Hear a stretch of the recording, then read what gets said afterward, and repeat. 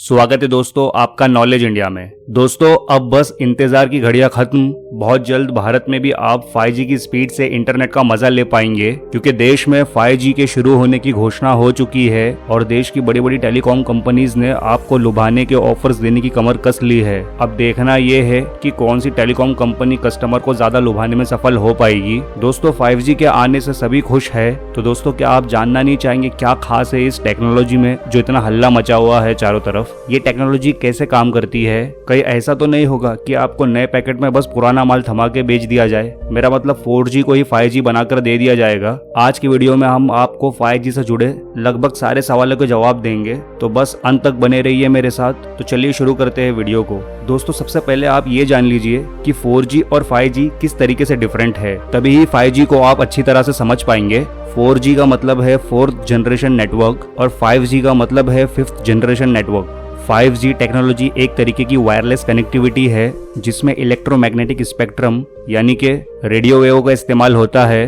5G long term evolution मतलब LTE का upgraded version है जिसमें आपको मिलेगी फास्ट इंटरनेट स्पीड और बढ़िया नेटवर्क। अब 5G की स्पीड किस तरह से होगी, कितनी होगी, इसको हम इस तरह से समझ सकते हैं। 4G नेटवर्क में जिस मूवी को डाउनलोड होने में करीबन 10 मिनट लगते थे, तो 5G में मूवी सिर्फ 1 सेकंड में डाउनलोड हो सकती है, जहां 4G की स्पीड अधिकतम 300 Mbps है। वहीं 5G में 20 Gbps तक हो सकती है, जहां 4G में लेटेंसी रेट 70 मिलीसेकंड होता है, वही 5G में ये लेटेंसी रेट 1 मिलीसेकंड होगा। जब आप मोबाइल से इंटरनेट पर कुछ सर्च करते हैं तो आपके फोन और टारगेट सर्वर के बीच लगने वाले समय को लेटेंसी कहा जाता है, यानी कि यहाँ आपने क्लिक किया और वहाँ आपके सामने रिजल्ट आ जाएगा।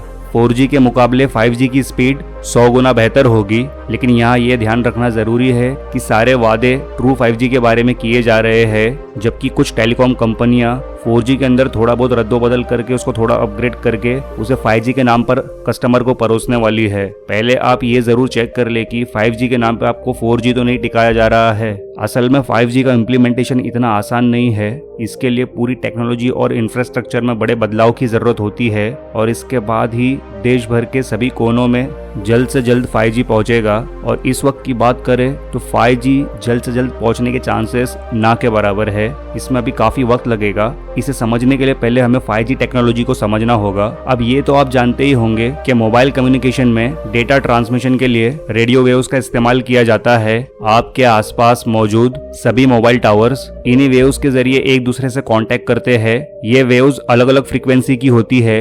5G 3 बैंड्स में काम करता है, लो बैंड, मिड बैंड और हाई फ्रीक्वेंसी बैंड स्पेक्ट्रम। हाल ही में देश में इसका ऑक्शन कंप्लीट हुआ है। तीनों बैंड्स के अपने अपने काम और फायदे हैं। लो फ्रीक्वेंसी में 600 megahertz, 700 megahertz, 800 megahertz, 900 megahertz, 1800 megahertz, 2100 megahertz, 2300 megahertz आते हैं, जो लगभग 4G जैसा ही है। इसके बाद मीडियम फ्रीक्वेंसी में 3300 मेगाहर्ट्ज की फ्रीक्वेंसी आती है। वही हाई फ्रीक्वेंसी में 24 गीगाहर्ट्ज से 47 गीगाहर्ट्ज की फ्रीक्वेंसी आती है।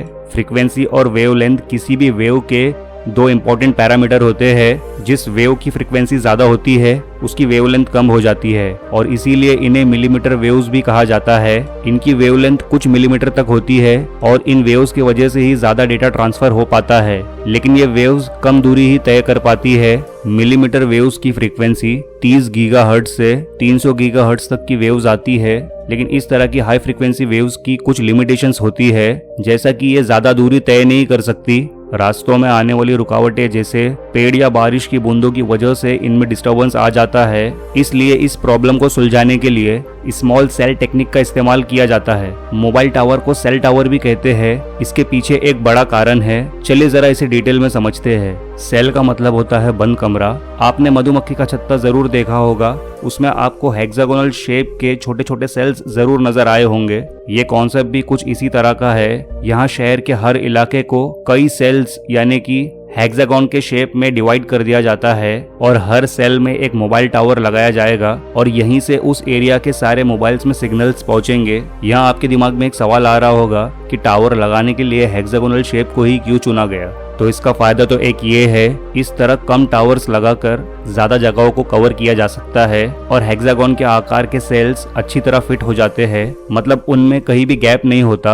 अब जब बात 5G की होगी तो हाई फ्रीक्वेंसी की वजह से टावर की रेंज भी कम हो जाएगी। इसका मतलब ये है कि ज्यादा एरिया कवर करने के लिए बहुत ज्यादा सेल टावर्स लगाने पड़ेंगे। लेकिन 5G के ये टावर 4G के टावर की तरह बड़े बड़े नहीं होंगे, बल्कि साइज में थोड़े छोटे होंगे। इन्हें किसी भी बिजली के खंभे पे या बिल्डिंग की किसी ऊंचाई पर लगाया जाएगा। पूरे एरिया को कवर करने के लिए हर 100 से 200 मीटर की दूरी पर हाई फ्रीक्वेंसी टावर लगाने पड़ेंगे और ये सभी सेल टावर्स उस इलाके में लगाए गए बड़े सेल टावर से सिग्नल लेंगे ताकि ये ज्यादा से ज्यादा एरिया कवर कर पाए। लेकिन हमारे देश में पॉपुलेशन डेंसिटी हर जगह एक जैसी नहीं है, कहीं बहुत ज्यादा है तो कहीं बहुत कम है। शहरों में काफी ज्यादा है जहाँ कम जगह में ज्यादा लोग रहते हैं, लेकिन छोटे शहरों में और गांव के इलाकों में लोगों की संख्या काफी कम होती है। इसलिए सभी जगह एक जैसे टावरों की जरूरत नहीं होगी। कहीं मीडियम फ्रीक्वेंसी की जरूरत पड़ेगी तो कहीं लो फ्रीक्वेंसी की। ज्यादा घनी आबादी वाले एरियाज जैसे कि मेट्रो सिटीज में हाई फ्रीक्वेंसी बैंड वाले टावर्स लगाए जाएंगे।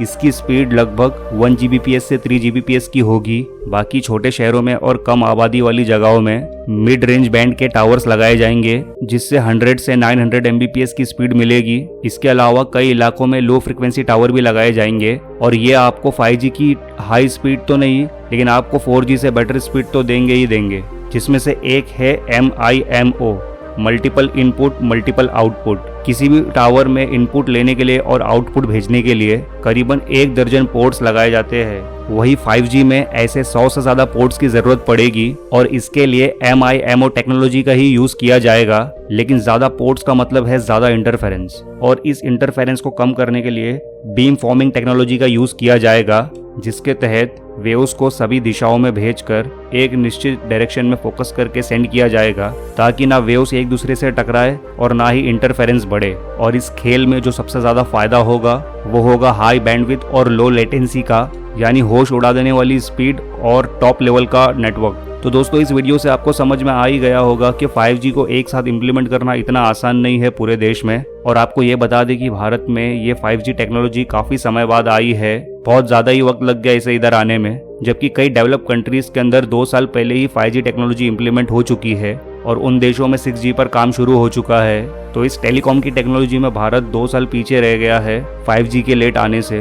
तो दोस्तों, आपको क्या लगता है कि टेलीकॉम कंपनियां इतना विगरसली काम कर पाएगी जो कि एक टारगेटेड डेट दी गई है न्यूज चैनलों के द्वारा, मतलब कि कंपनियों के द्वारा न्यूज चैनल के माध्यम से। टेलीकॉम कंपनीज का कहना है कि 2023 तक भारत के कोने कोने में 5G नेटवर्क पहुंच जाएगा। क्या आपको लगता है ऐसा हो पाएगा? दोस्तों, आप अपनी राय कमेंट करके जरूर बताएं। इस वक्त भारत के कुछ बड़े शहरों में, मेट्रो सिटीज में 5G इम्प्लीमेंट हो चुका है।